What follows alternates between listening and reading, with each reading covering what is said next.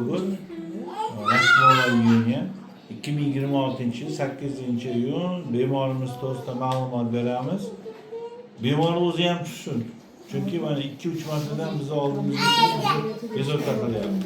Avval kelgan paytida juda ko'p kutubxona bergan ekan. O'sha paytda mana 2021-yilda kelgan yillarda kutubxonalarda o'tgan turli to'lqinlar miqdori juda yuqori bo'lgan. Lekin sizlar to'g'ri davolanib 3 yil kutubxona bermagansizlar. To'g'rimi? Oxirgi kelganingizda 207 oy bo'ldi. 207 oydan beri kutubxona bermayapmiz. 1 yil 3 oyda qayta ko'ringani keldi deb yozilgan ekan. O'sha 23-yil kelgan ekan. Demak, o'shanda 207 oy sudurni bermagan bo'lsa, hozirgi kunga kelib yana 23-yilga 3 yil qo'shsak, qashti 5 yil kutubxona bermadi. Endi 5 yil kutubxona bermagandan keyin turli sabablarni ro'kach qilib, xotiram pasayib ketyapti, dorini bitta to'xtatganda keyin har kuniga kutubxona beradigan bo'lib qolgan. Shu gapim to'g'rimi yo noto'g'rimi? Bir marta kutubxona berdi. Bir marta. Keyin yugurib yetib keldi. Har kuni bir marta deb yozibsiz. 2 kun oldin bir hafta dori. Yozuvchingiz har kuni bir marta deb yozsangiz kerak. O'zi bir marta berdi. Lekin bir hafta dori ichmadi. Ko'proq. Mana 5 yil dori ichib kutubxona bermagan odam bir hafta.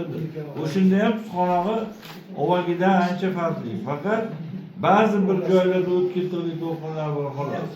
Avvalgisi ko'p bo'lgan. Uzluksiz bo'lgan. Hop endi ayb kimda? Ayb o'zingizda. Nimagaki? Shuni vaqtida e'tiborsiz qoldirgan. Shuningdek bu sizniki emas cheki. Zulqumor bo'lgan vaqtimi? Tushunyapsizmi? Nimaga unaqa qildingiz endi? Nimaga unaqa qildingiz? Qanday holat? Orada 5 yil kutubxona bermay turgan paytida ideal holatda bo'lgandingiz. Ensefalogrammingiz. Qarayman, juda yaxshi holatda bo'lgan. Ko'ryapsizmi?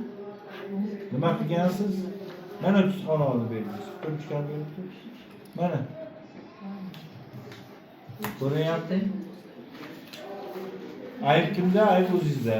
Undan keyin turli sabablarni qilib dorini uzib qo'ymasin.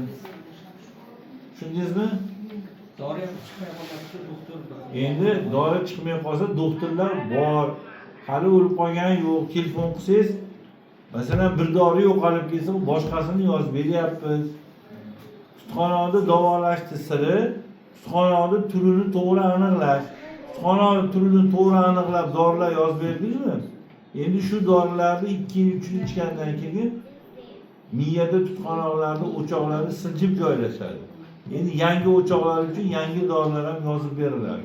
Lekin uni isbotlab turib. Kelishdik, yanachi. Hech bo'lmasa 1 yilda kelib turing. 1 yil 3 oyda kelsiz, endi 3 yilda kelsiz.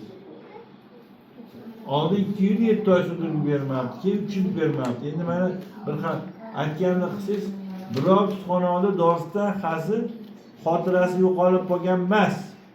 Kutubxonada dorisini ichmasdan kutubxona beraversa, kutubxona aql zaifligiga duch keladi, epileptik aql zaifligi va shunda xotira ham yo'q bo'ladi, hamma yo'q bo'ladi.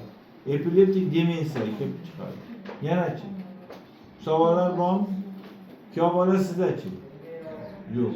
Alloh shifosini bersin. Tushundingizmi endi? Bo'ldi. Rahmat qanday.